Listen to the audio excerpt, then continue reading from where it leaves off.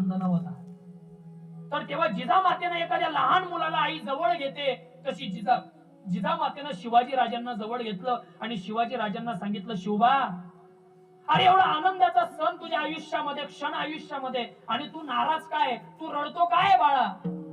अरे जिजामातेने जे काही एखाद्या आईनं आपल्या लढीवाळ बाळाला जवळ घ्यावं, मांडीवर बसवावं, तशा माझ्या जिजामातेनं शिवाजी महाराजांना जवळ घेतलं, स्वतःच्या मांडीवर बसवलं आणि राजांच्या डोक्यावरून हात फिरवला. आणि तेव्हा आईने सांगितलं, बाळा काय झालं तुला? तेव्हा शिवाजी महाराजांच्या दम भरून आला, रडायला आलं. आणि त्यावेळेस शिवाजी महाराज जिजामातेला बोलताय, आऊसाहेब, आज माझ्या जीवनामध्ये आनंदाचा क्षण आहे, मला माहितीये, पण माझा हा आनंदाचा क्षण बघण्यासाठी जर माझा बाप जिवंत राहिला असता तर माझ्या बापाला किती आनंद वाटला असता. वदले शिवछत्रपती. आज जर प्रत्येक, हे बघा, जेव्हा मला बापाचा फोन येतो ना दादा, तेव्हा मी एवढा आनंदात राहतो ना की माझ्या बापाचा फोन मला येतो, मी किती भाग्यवान आहे. पण ज्या दिवशी बाप नावाचा फोन आयुष्याचा कायम येणार नाही ना दादा, त्या दिवशी बापाची किंमत कळेल की बाप काय असतो.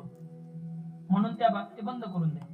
म्हणून बाप काय असतो मी तुम्हाला थोडक्यात सांगतो, ऐका. स्वर दे. उरामंदी माया त्याच्या काळ्या मेघावाणी,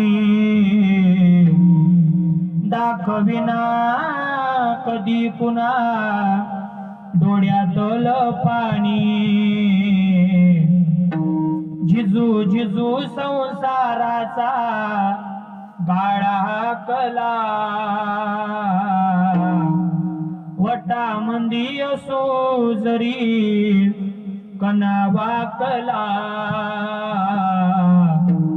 घडीभर तू थांब जरा, ऐक त्याची धापर, लय अवघड आहे गड्या उमगाया बापर, उमगाया बापर, लय अवघड आहे गड्या उमगाया बापर, उमगाया बापर.